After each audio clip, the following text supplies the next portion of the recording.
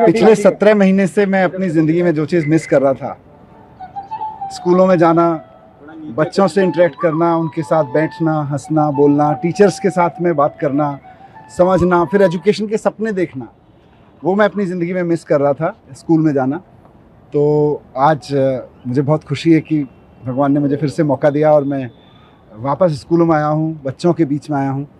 मैं बहुत बार वहाँ ये सोचता रहा कि बच्चे तो भगवान का रूप होते हैं और वाकई भगवान ही हैं, तो सुबह सुबह अपने भगवान से जाके मिल लो। तो आज मैं अपने भगवान से मिल लिया आके, मुझे बड़ा अच्छा लगा। और मैं एजुकेशन मिनिस्टर आतिशी जी के साथ आया और मुझे बहुत खुशी है कि पिछले 17 महीने में दिल्ली सरकार में एजुकेशन का जो काम चल रहा था पहले से, उसको और गति दी है। यहाँ बच्चों से मिलके भी पता चला, टीचर्स से मिलके भी पता चला, और मैं वहाँ बैठ के न्यूज़पेपर में भी देखता रहता था कि जिन स्कूलों के जिन ज़मीनों पर मैं पत्थर उद्घाटन का शिलान्यास का पत्थर लगा के गया था, वो स्कूल अब बन के भी तैयार हो गए और उनका उद्घाटन भी मैडम ने कर दिया, आतिशी जी ने, शिक्षा मंत्री के रूप में। ये मेरे लिए वहाँ बहुत सुकून की बात होती थी। और अब मैं आके आतिशी जी से डिस्कस किया तो मुझे और अच्छा लगा ये जान के कि इस दौरान 20 नए स्कूल और स्कूल बिल्डिंग्स शुरू हो गए। 18 या 14 SOSC नए 18 नए SOSC शुरू हो गए। एक नया स्पोर्ट्स स्कूल अपने आप में एक इंडिया में यूनिक तरीके का स्पोर्ट्स स्कूल शुरू हो गया। वहाँ बच्चे स्पोर्ट्स की पढ़ाई कर रहे हैं। जो हमारा arm forces preparatory school Kejriwal ji के मार्गदर्शन में बना था, उनके सपने के अनुसार कि हमारे बच्चे देशभक्त बच्चे निकलें और वो आर्मी में जाएं, आर्म फोर्सेस में जाके सेवा करें। तो मुझे बहुत खुशी हुई ये जान के कि आर्म फोर्सेस प्रिपरेटरी स्कूल के पहले बैच में, जिसमें 64 बच्चे थे 12वीं क्लास में, उसमें से 32 NDA में क्वालिफाई हुए पहले टेस्ट्स में, और उसमें से 8 फाइनली जाके NDA क्रॉस करके सेकंड लेफ्टिनेंट बन रहे हैं अब।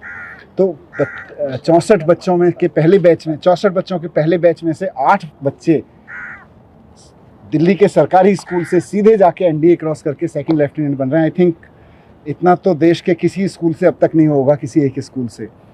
तो ये सारा काम एजुकेशन में हुआ और मैं वहाँ यही प्रार्थना करता था कि मुझे भले ही इन लोगों ने जेल में डाल दिया है, इनकी मंशा भले ही इस एजुकेशन क्रांति को रोकने की हो, लेकिन ये रुके ना। मेरी भगवान से यही प्रार्थना रहती थी कि बाकी सब चीज़ें चाहे रुकें, आगे बढ़ें, कैसे हों, उसके लिए लड़ते रहेंगे, लेकिन भगवान ये एजुकेशन की जो रेवोल्यूशन शुरू हुई थी, शिक्षा की क्रांति, ये ना रुके। और ये रुकी नहीं।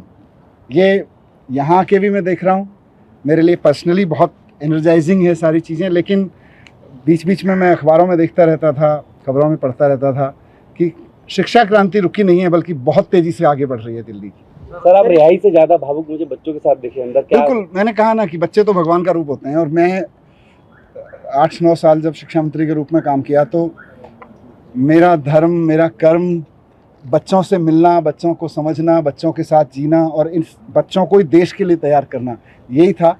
आज वापस मैं उसमें आया तो मुझे लगा 17 महीने से सबसे ज़्यादा चीज़ कोई अगर मैंने मिस की तो वो ये थी, आज वो भी पूरी हो गई। एक चीज़ समझने के डिप्टी सीएम जब आप थे तो भी कि अभी ये झंडा फहराने को लेकर भी कंट्रोवर्सी चल रही है और विवाद इस तरीके का कि आतिशी GAD चाहता है आतिशी झंडा फहराए, और सीएम ने जो चिट्ठी लिखी थी, जेल प्रशासन कह रहा है कि चिट्ठी नहीं लिख सकते किसी भी तरीके की आधिकारिक अंदर जेल से। आप इसको किस तरीके से देखें? देखिए, ये बहुत ही अनफॉर्चुनेट है कि स्वतंत्रता दिवस जैसे पावन अवसर पर इतनी टुच्ची पॉलिटिक्स हो रही है। और वो भी क्या, मैं अखबारों में पढ़ता रहता हूँ कि कोई जेल में बंद एक बहुत महाठग है, सुकेश नाम है उनका शायद, उनकी चिट्ठी जब लिखी जाती है, वो कोई चिट्ठी लिखते हैं, सुकेश चिट्ठी लिखता है, तो वो तिहाड़ प्रशासन भी बाकायदा LG साहब को सबमिट करता है और LG साहब भी बाकायदा उस पर एक्शन लेते हुए कार्रवाई करते हैं जो भी है। और जब दिल्ली के चीफ मिनिस्टर चुने हुए चिट्ठी लिखते हैं तो तिहाड़ प्रशासन भी और LG साहब तिहाड़ प्रशासन को कहते हैं खबरदार जो अगर इनकी चिट्ठी भेजी।